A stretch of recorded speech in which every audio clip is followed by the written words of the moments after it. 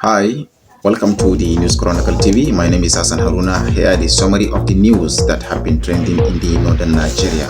The Borno State Governor Babagana Umar Zulum has charged all the 27 local government area chairmen to ensure the swift and effective implementation of the new 70,000 naira minimum wage.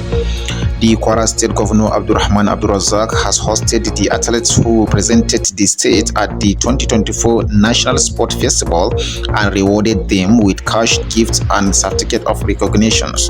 Farmers in Southern Plateau are decrying the shortage of rainfall in various communities across the area, with crops reportedly wilting discoloring. The Adamawa State Police Command has confirmed the rescue of 13 children from a trafficking syndicate in Anambra State. PPRO Adamawa Command confirmed the incident on Sunday. Now in security, bandits kill over 7 Zamfara community protection guards and cut away firearms.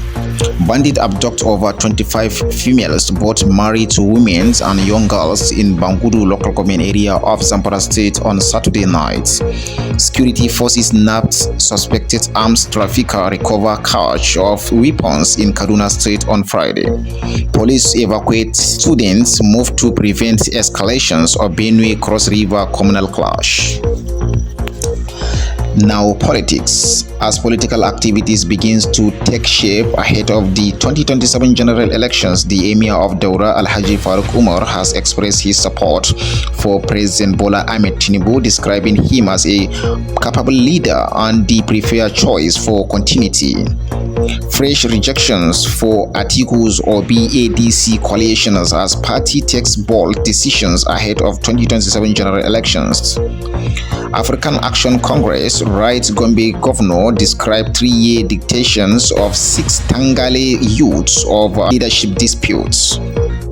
Now from the international scene, Saudi Prince Al-Walid bin Khalid bin Talal Al Saud, widely known as Sleeping Prince, has died after spending 2 decades in a coma caused by a traumatic car accident in Saudi Arabia. Fire erupts on ship carrying 280 off Indonesian coasts. Dozens leap into sea to escape flames. For more updates, subscribe to our YouTube channels at The News Chronicle. Follow us in Facebook, X, like, comment, and share.